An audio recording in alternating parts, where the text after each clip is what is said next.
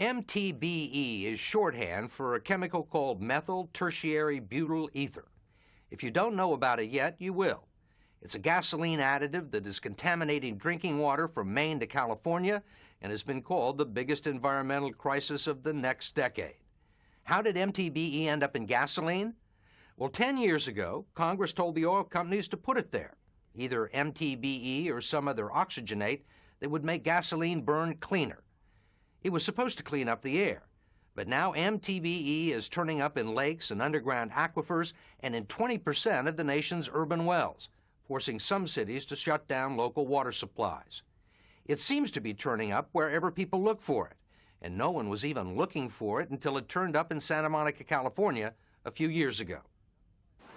Santa Monica, California is a beach community west of Los Angeles. 90,000 people live here because they like the environment. You can stroll on the outdoor promenade, you can rollerblade on the boardwalk, you can swim in the ocean. But you haven't been able to drink the water here for nearly 4 years.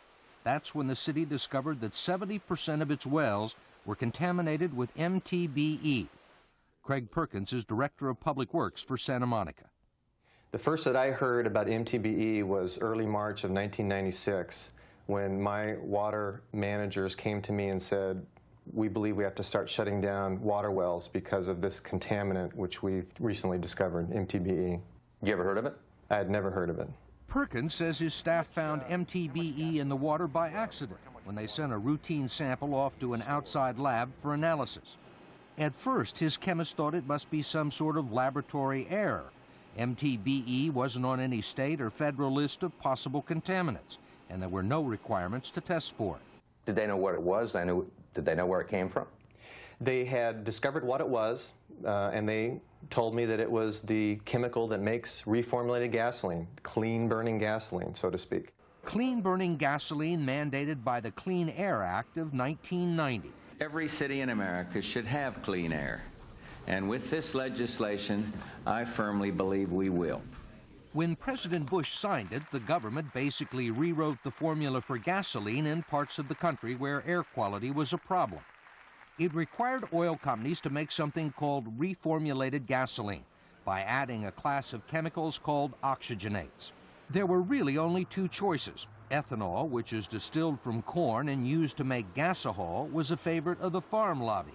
But it's expensive, difficult to distribute, and not terribly practical outside the Midwest.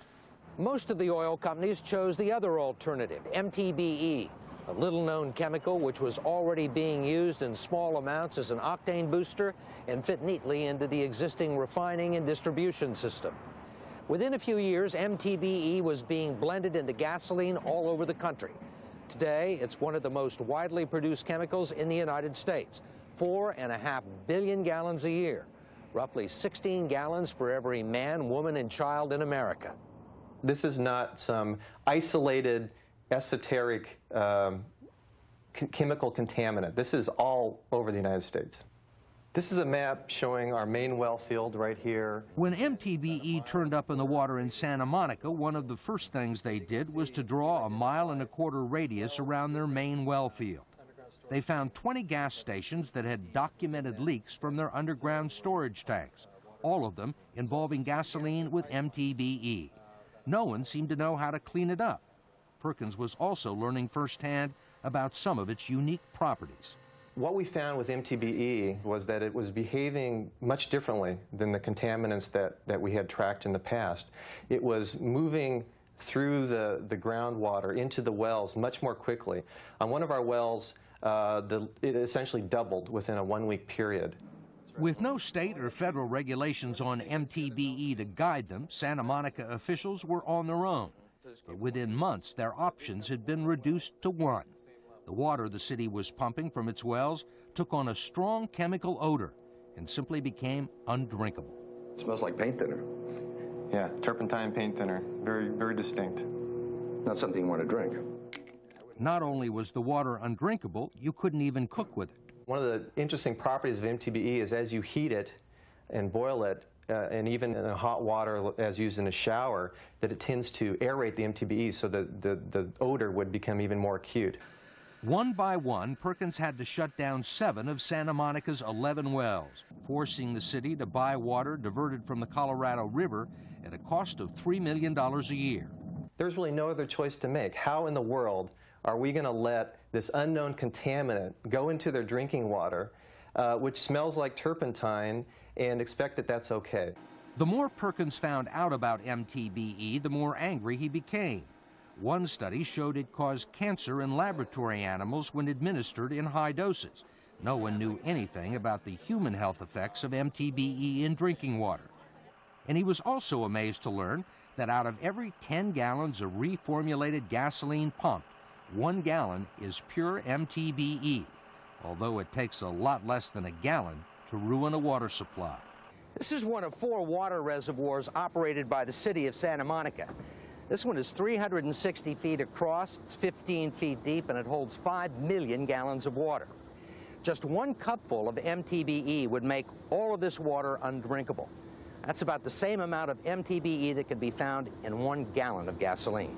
I think the problem here is that why is it out there when we know so little about it? And that's what really, really scared us. Nobody was required to test for it, That's right. and nobody knows how to clean it up. That's right. It's pretty incredible. We had a really bad year, no doubt about it. Since then, MTBE has caused a lot of places to have bad years. Since Santa Monica closed its wells 3 years ago, the state of California has identified 10,000 sites where MTBE is present in groundwater. And the problem is not confined to California. MTBE has been detected at varying levels in groundwater in 49 states. 21 have had at least 1 well shut down because of it. It's been detected in groundwater in Atlanta and Albuquerque, Denver and Dallas, Hartford and Las Vegas, and lots of other places as well. Dr. Bernard Goldstein is a toxicologist and director of the Environmental and Occupational Health Sciences Institute in New Jersey. He says the problem was easily preventable, that anyone who looked at the chemical properties of MTBE would have known it was going to pollute water. MTBE has got an oxygen in it, and that oxygen just makes it more soluble in water than anything actually else in gasoline. So you just know it's going to move more rapidly in groundwater once it gets spilled, and we know it's going to get spilled because we know that there's leaking underground storage tanks. A no-brainer. Yeah, I call it that. In fact, environmental engineers, government regulators, and oil industry scientists had been predicting for years that MTBE would get into groundwater. It was first detected in Rockaway, New Jersey, near a Shell station in 1980, and that's when it was being used in very small quantities. By the late 80s, MTBE had already contaminated dozens of sites in the state of Maine. Dr. Peter Garrett of the Maine Department of Environmental Protection and 2 colleagues laid out the threat to the American Petroleum Institute and the National Well Water Association. Their report said that MTBE moved further and faster in groundwater and was more difficult to clean up than any other contaminant in gasoline. They recommended that it be stored with special precautions or banned outright. It was a pretty strong paper. Well, it said what needed to be said. If MTBE production and use escalated, then this was going to be a big problem. That's what any reader would get from the paper, yes. Garrett says the American Petroleum Institute told him he was an alarmist and that his conclusions were reactionary, unwarranted, and counterproductive.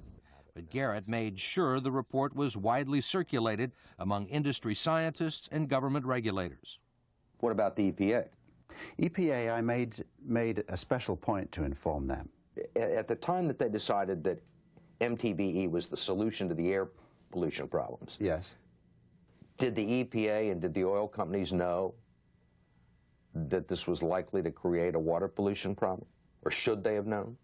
The answer is yes. It was there. And it was there in black and white. In the spring of 1987, 3 years before the Clean Air Act was passed, this EPA memo states, known cases of drinking water contamination have been reported in 4 states, affecting 20,000 people. It's possible that this problem could rapidly mushroom due to leaking underground storage tanks. The problem of groundwater contamination will increase as the proportion of MTBE in gasoline increases. Bob Perciasepi, an assistant administrator of the EPA, admits the agency was asleep at the switch.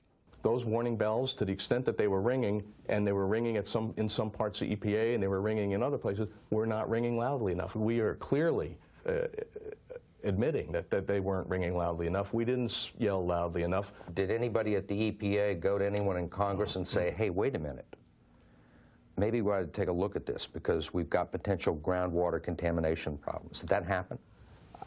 I can't speak for every conversation that may have occurred back in the late 80s, early 90s, but clearly if they did bring this up in the debate on the Clean Air Act, it was drowned out by the enthusiasm for the air quality benefits that people were looking at. Perciasepi says the EPA thought it could manage the problem. It ordered the nation's underground gasoline storage tanks to be replaced or upgraded by 1998. But more than 400,000 tanks weren't covered by the order, and many new tanks are already leaking. Any optimism anybody had that we could manage this potential problem has not come to fruition. And before this becomes a national crisis, before this gets worse, we need to change the way we make clean burning gasoline. In our view, this is a product that should never have been put into the stream of commerce. Victor Scher is an attorney representing the Water Department of South Lake Tahoe, California, where Mtbe was discovered in the lake and the groundwater after the state began testing for it in 1997. Within a matter of weeks, a dozen wells, a third of the city's water production, had to be shut down. South Lake Tahoe is suing 12 local gas stations, 12 major oil companies, and several manufacturers of Mtbe, arguing that those responsible for the problem should share in the enormous costs of trying to clean it up. For decades, the oil industry and government regulators have known that gasoline was leaking from underground storage tanks. But until Mtbe came along, most of the contaminants decomposed before they reached groundwater. The problem is that Mtbe doesn't break down, and it's going to take years and years and years and potentially enormous costs, enormous expenditures of money to make sure that the water that is used for drinking water is clean. Scher says the reason South Lake Tahoe is having problems is because the wells it taps for drinking water are shallow, and that it's only a matter of time before other parts of the country with deeper wells experience the same problem. I think what we've seen so far is just the tip of the iceberg. Bottom line is that everywhere Mtbe is used, which is now in much of the country, it gets released to the environment and it'll be a problem for groundwater. And in many places it already is. Although it's most often found at low levels, it's already the second most common water contaminant in the country. In New Jersey, Mtbe is turned up in 65 public drinking water supplies. In Long Island, New York, Mtbe is leaked from more than 400 gasoline storage tanks and is now being detected in small quantities in more than 100 public water supplies. We wanted to talk to the big oil companies that manufacture, distribute, and sell Mtbe in gasoline, but they all turned us down, with one exception: the outgoing president and CEO of Sunoco, Bob Campbell. He told us that the deadlines for complying with the Clean Air Act were extremely tight, and the only practical way to meet them was to use Mtbe. You're a chemical engineer by training. Yes. We've been told by a lot of people, a lot of scientists, said all you have to do is look at the chemical properties of Mtbe, and you should be able to recognize immediately that it's extremely water soluble and that it might be a problem in contaminating drinking water. Right. Well, as always, hindsight is 20/20.